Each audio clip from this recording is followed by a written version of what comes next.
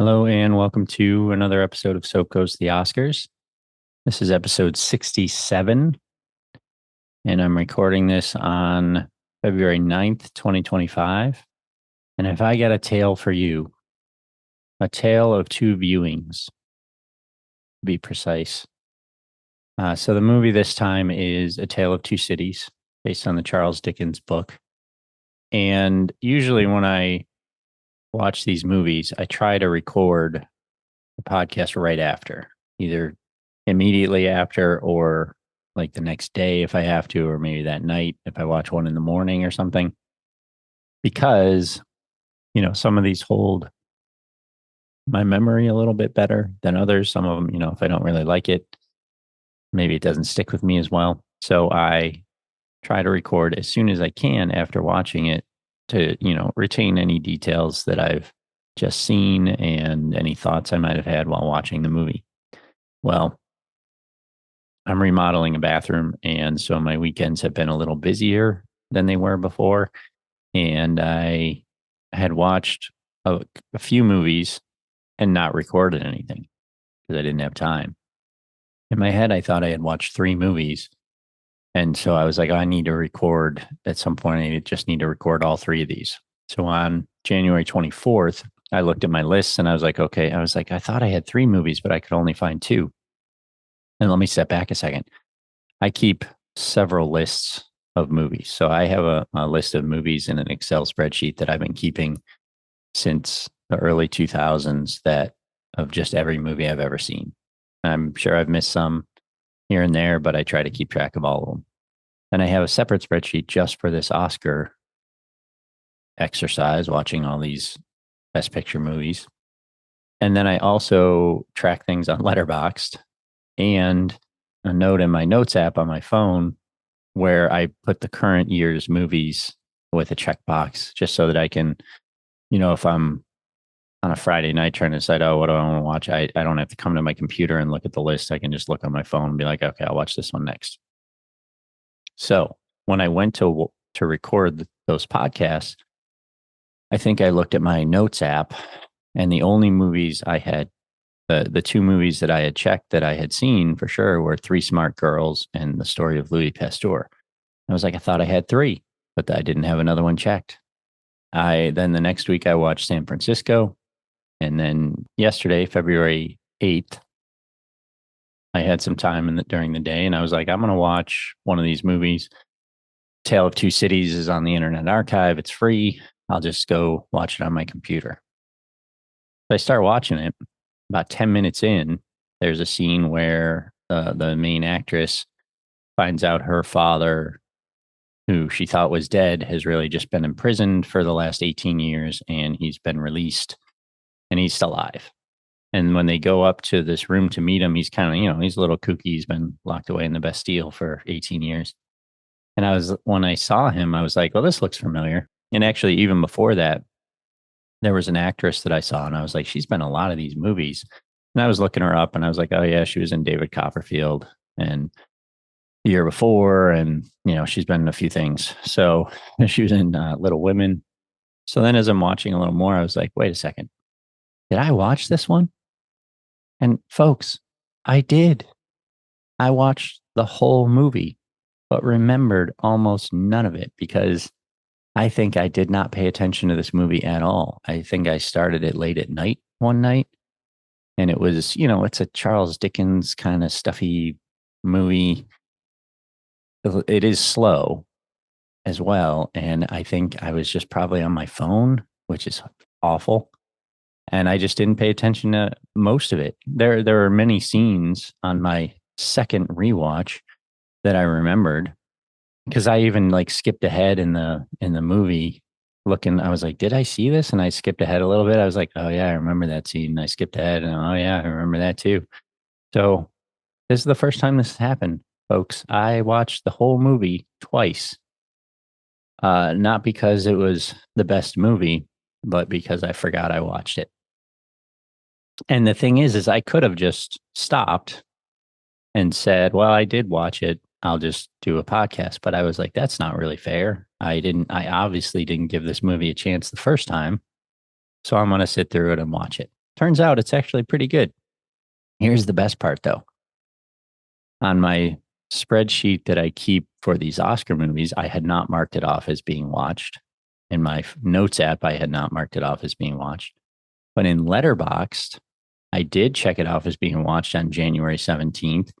And I had added that to my, movie list in Excel from the 2000s that I've been keeping for 20 plus years. I added it to that as well.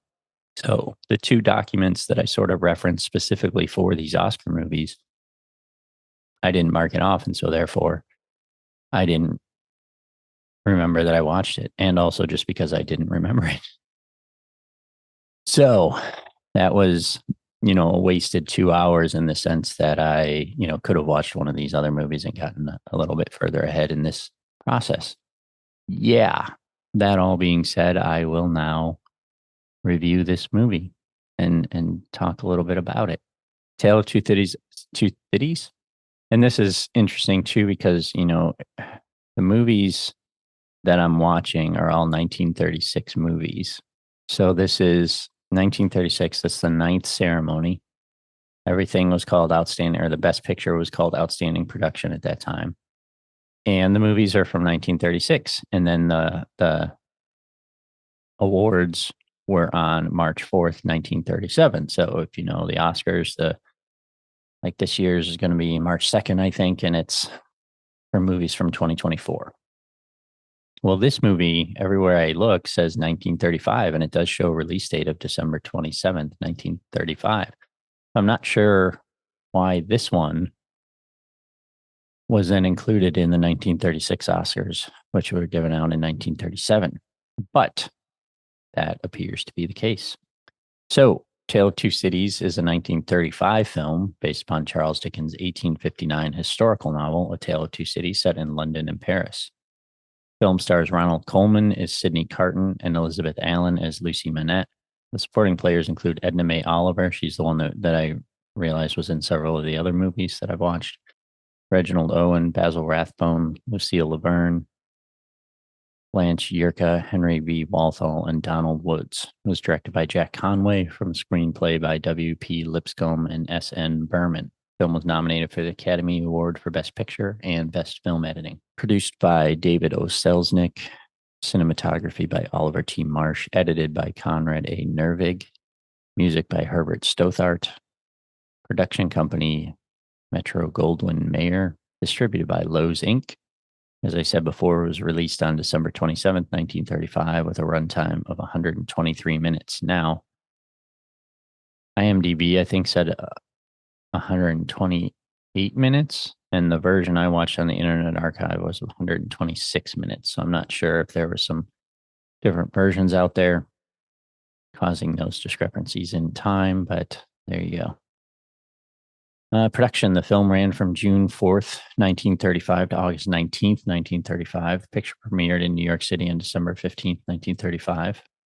According to TCM's Genevieve McGillicuddy, Selznick had no trouble finding a lead actor. Ronald Colman had coveted the part since he began his career and knew the novel immediately. He was in another movie I watched a while back called Aerosmith, I think, where he played a doctor. He was the lead in that as well. Was also nominated. Ullman reflected on Dickens' forte for characterization, stating that Carton has lived for me since the first instant I discovered him in the pages of the novel.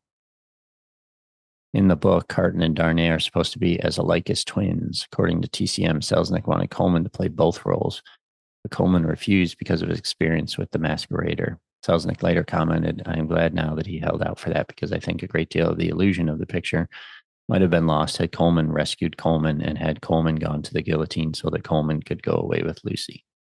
That makes sense. In 1937, Colman did play a dual role for Selznick in The Prisoner of Zenda. So the basic story is there's these two dudes that kind of look alike, and the one's a lawyer or an advocate, they call him, played by Colman, and this other one's sort of an aristocrat that's forsaken his aristocracy heritage, but he's going to be tried for something at the beginning. I can't quite remember.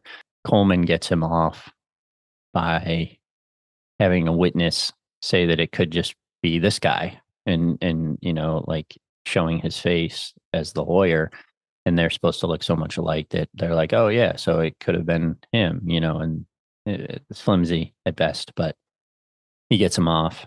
But they both sort of fall in love with the same woman, who is the daughter that had the father that went to prison for 18 years. She found out she was alive.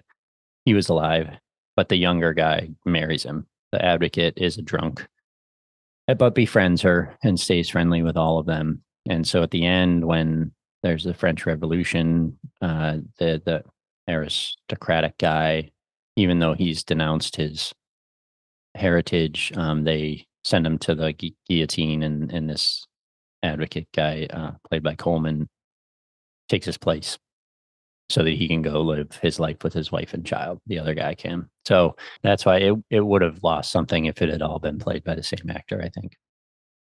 So anyway, that's it from Wikipedia. It was a good movie. I had originally given it 3 stars in Letterboxd, and I think I would stick with that.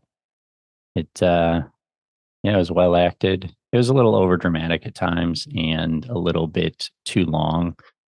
There was a weird point in the middle when the revolution starts where they kept putting text up on the screen. Like, can't remember all of it, but they were like, questioning why the aristocracy could go on, and everybody, while everybody in the streets was so poor.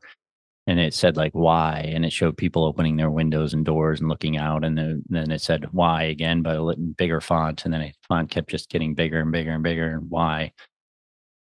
And it was just a weird thing to have in the middle of the movie because it hadn't been done at any point throughout. So, but yeah, anyway, it was pretty good. I wouldn't watch it again for a third time, but I did like it, and the lead actor is very good. So, uh, yeah, what a journey that one was. Anyway, that's all I got. I will see you next time.